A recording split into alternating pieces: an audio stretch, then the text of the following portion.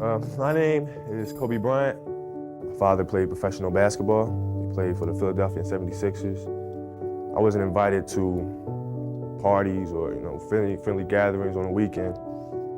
So on Fridays and Saturdays, I would go to my rec room with my basketball and basically dribble myself to sleep. And I think that was the best thing that could have ever happened to me, because during those lonely hours in the rec room, I discovered the hunger, the motivation, and a desire to be the best possible basketball player that I could be. So at 13 years old, I had a I had a kill list. And so, they used to do these rankings. It was Street and Smith basketball rankings. And I was nowhere to be found because I was like 6'4", scrawny, like 160 pounds soaking wet. So I was like 57 on the list. And so I would look at 56, 55, all the way up to number 1, who these players are. I got to hunt them down, right? And so that became my mission in high school, is to check off every other person, all those 56 other names, hunt them down and knock them down.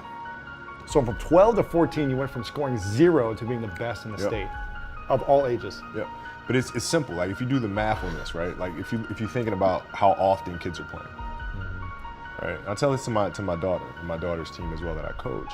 So it's a simple thing of math. If you want to be a great player, if you play every single day, 2-3 hours, every single day, over the course of a year, how much better are you getting? Most kids will play maybe an hour and a half, 2 days a week. Right. Do the math on that. It's not going to get it done.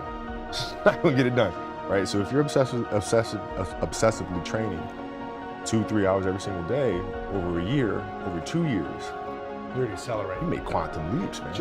One of the things I would do is while everybody would be at the cafeteria work, eating and doing all sort of stuff, I just go back to the gym.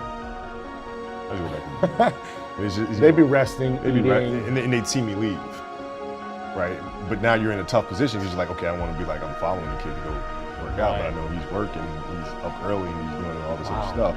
And so that was my way of showing them, yeah, I may be from the suburbs, but you're not going to outwork me. Wow. And I'm mentally going to. I shot 5 air balls on national TV in front of millions of people that cost us the series, and I'm 18. I'm fine, dude. Yeah. How did you get mentally and emotionally so strong where it doesn't bother you? Well, you got to look at the reality of the situation. Like for me, it's not. You kind of got to get over yourself. It's not about you, man. Like, okay, you feel embarrassed. You're not that important.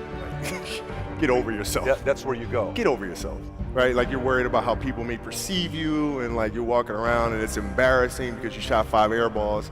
Get over yourself, right? And then after that, it's okay, well, why did those air balls happen? Got it. So you look at the shot, every shot was online. Every shot was online, but every shot was short, right? I gotta get stronger. I gotta train differently. The weight training program that I'm doing, I gotta tailor it for an 82-game season so that when the playoffs come around, my legs are stronger and that ball gets there. So I look at it with rationale and say, okay, well, the reason why I shot air balls is because my legs aren't there. I go, well, next year they'll be there. That was it. You're out running on the track, working out, and you start talking to yourself saying, man, my knee is really sore right now.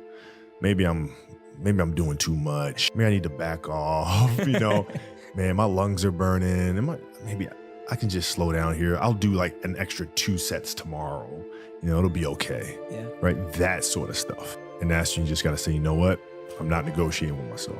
Yeah. The deal was already made. The deal was made. When I set out at the beginning of the summer and said, this is the training plan I'm doing, I signed that contract with myself. I'm doing it. Throughout that process, you'll start talking to yourself like, man, I think I need to, maybe if we, nope. No, this is non-negotiable. Yeah. How did you get your mindset into this alter ego to be comfortable being Black Mamba? Like how did that happen? It's a good separation for me, emotionally, to be able to put myself in a place where at practice or when I'm training or during games, I switch my mind to something else, switch my mode into something else, right? For me, it's the equivalent of Maximus Decimus Meridius in Gladiator picking up the dirt, smelling the dirt, it's go time. Right? So that was my mental switch. It was like an actor getting ready for a film. You got to put yourself in that cage. When you're in that cage, you are that character. And then when you leave there, it's something completely different. But when I'm in that cage, bro, don't fucking touch me. Don't talk to me. And I think this is the best way to explain it.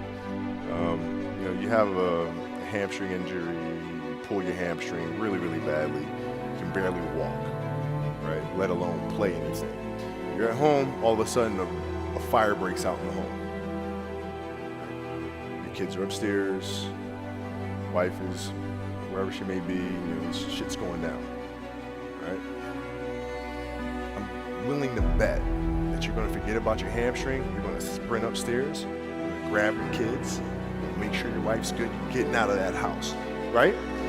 Hamstring be damned. You're not gonna feel your hamstring, right? And the reason is because the lives of your family are more important than the injury of your hamstring.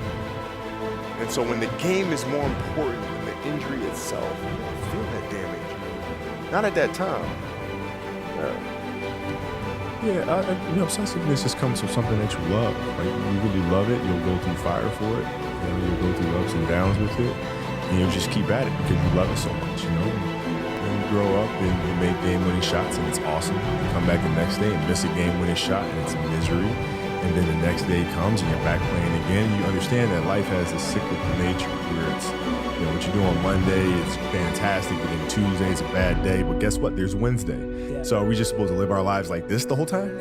You know, versus just staying like this and understanding that it's really just a journey of evolution every day. It's just constant improvement, constant curiosity, constantly getting better. The results don't really matter. It's the figuring out that matters. Rest at the end, not in the middle. And that's something I always live by. I'm not gonna rest, I'm gonna keep on pushing now. There are a lot of answers that I don't have, even questions that I don't have. But I'm just gonna keep going. I'm just gonna keep going, and I'll figure these things out as we go, right? And you just continue to build that way.